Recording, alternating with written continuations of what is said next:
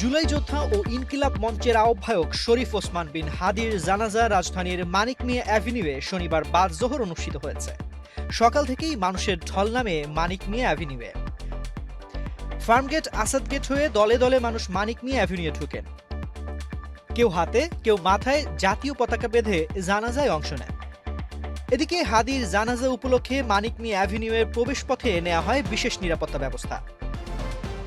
জানাজায় অংশ নিতে আসা মানুষকে কয়েক স্তরে তল্লাশির পর ভেতরে ঢুকতে দেওয়া হয়। সেনাবাহিনীর সদস্যরাও টহল দেন। বিপুল সংখ্যক পুলিশ, র্যাব, আনসার মোতায়েন করা হয়। পরিবারের চাওয়া অনুসারে হাদিকে কাজী নজরুল ইসলামের কবরের পাশে সমাহিত করা হয়। গত ১২ ডিসেম্বর দুপুরে ঢাকার পুরানা পল্টনের বক্স কালভার্ট রোডে হাদির মাথায় গুলি করে দুর্বৃত্তরা। প্রথমে তাকে ঢাকা মেডিকেল কলেজ হাসপাতাল ও পরে এভারকেয়ার হাসপাতালে চিকিৎসা দেওয়া হয়।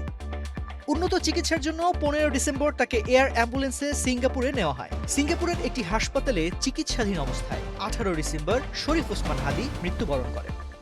শুক্রবার সন্ধ্যায় তার মরদেহ ঢাকায় আনা হয়। বিজয়ের মাসে চলে গেলেন মুক্তিযুদ্ধের অন্যতম প্রধান বীর সেনানী একে খন্দকার বীর উত্তম। শনিবার সকাল ১০টা ৩৫ বার্ধক্যের কারণে তিনি ইন্তেকাল করেন।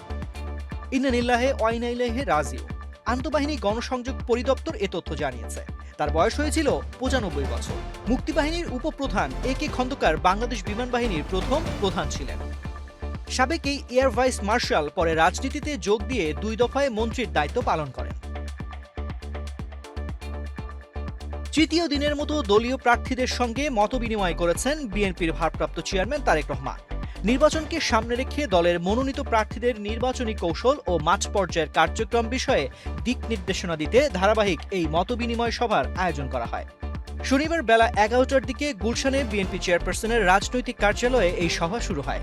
সভায় অর্ধশতাধিক প্রার্থী অংশ নেন।